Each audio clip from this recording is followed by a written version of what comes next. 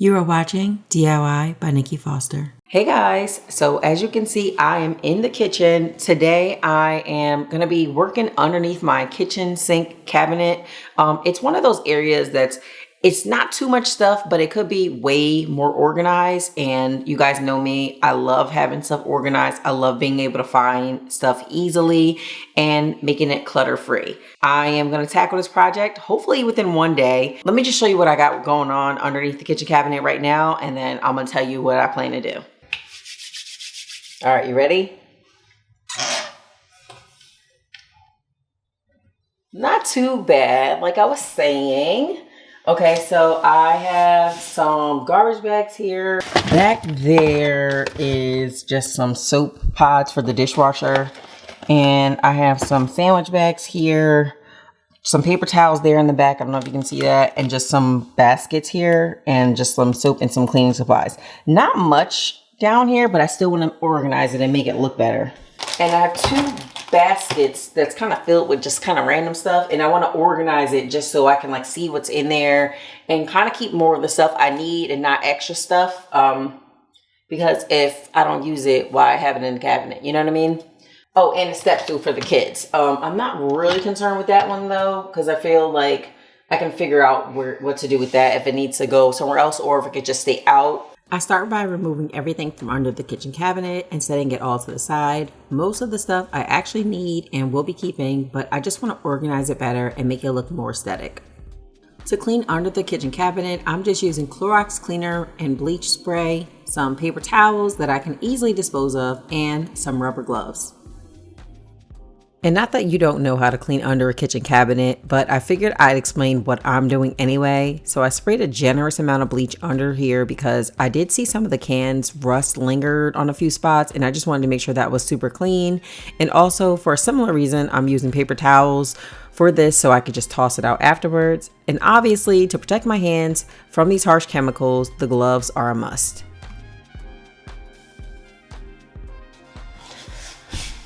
Okay. So I just finished cleaning underneath the cabinet.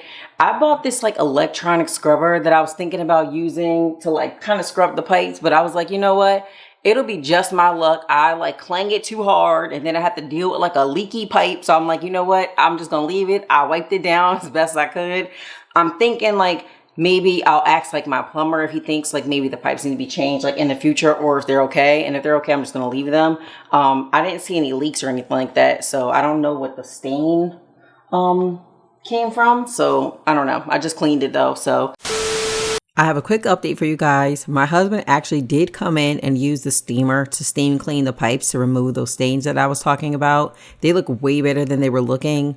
This was after I had did everything under the cabinet. So some parts of the video, you will see that the pipe still looks stained. So I just wanted to let you know and show you real quick that we did end up coming back in and steam cleaning it a little bit more thoroughly. Now back to the video. Now I'm going to move on to the next part, and I'm actually going to be wallpapering on the inside. I kind of like the idea of having like a pop of some sort, like in hidden spaces, similar to how I did my laundry room. So it's like outside, you kind of don't know what the room is until you open it. And then like inside, it's like a nice pop of a design that I use like with my Cricut. I bought this really cool wallpaper.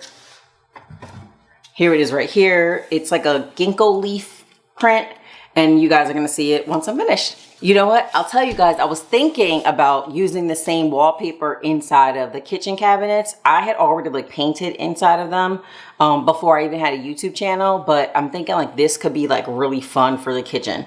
It'll kind of play off the dining room. I don't know. I'm like kind of thinking out loud here, but anyway, let's just get started with this. I quickly measured the width and height of the wall. I have no idea why I decided measuring backwards for the height was a good idea, but I ended up getting it anyway. And then I just cut it to size. The width of the wallpaper was just a little bit smaller than the width of the inside of the cabinet, but I ended up just cutting a small strip so that it would fit and it would make it look seamless enough.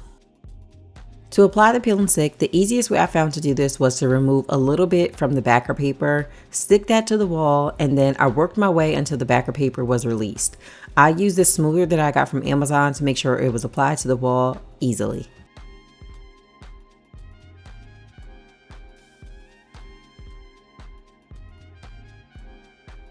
All right, so I just finished putting the wallpaper underneath. It looks really cool.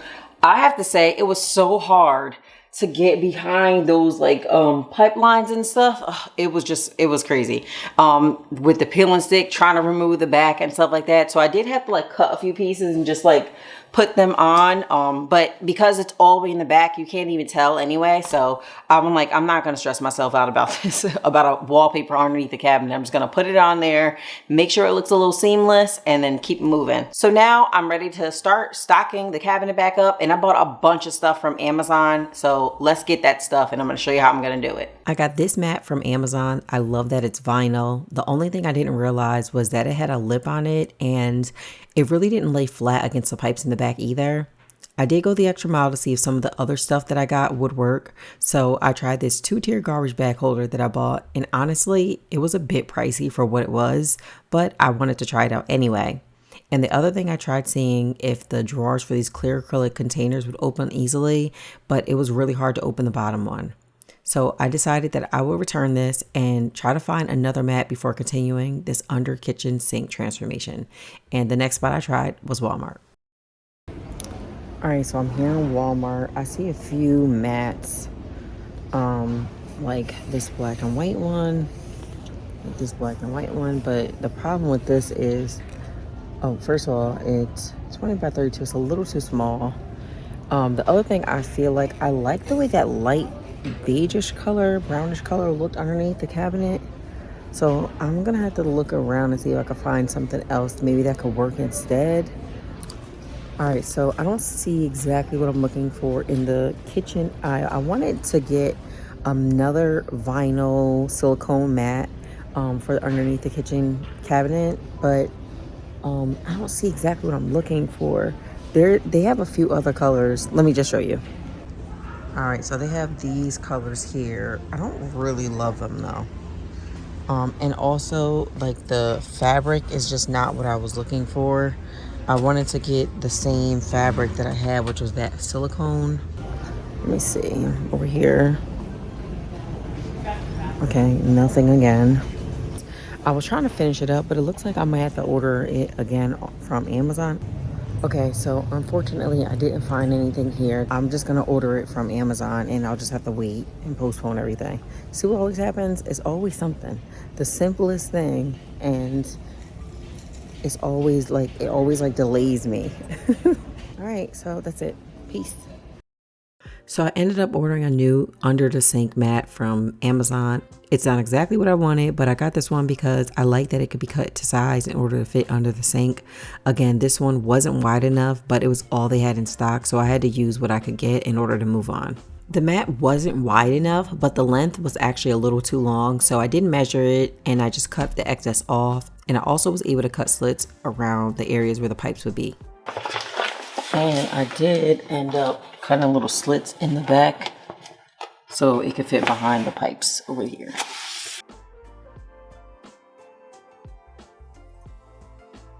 Because the mat didn't go all the way to the edge, and you can see the base of the cabinet peeking out from the sides, it just looked incomplete and unfinished. So I did cut more wallpaper. So I ended up cutting some more wallpaper and using those strips to cover up both sides.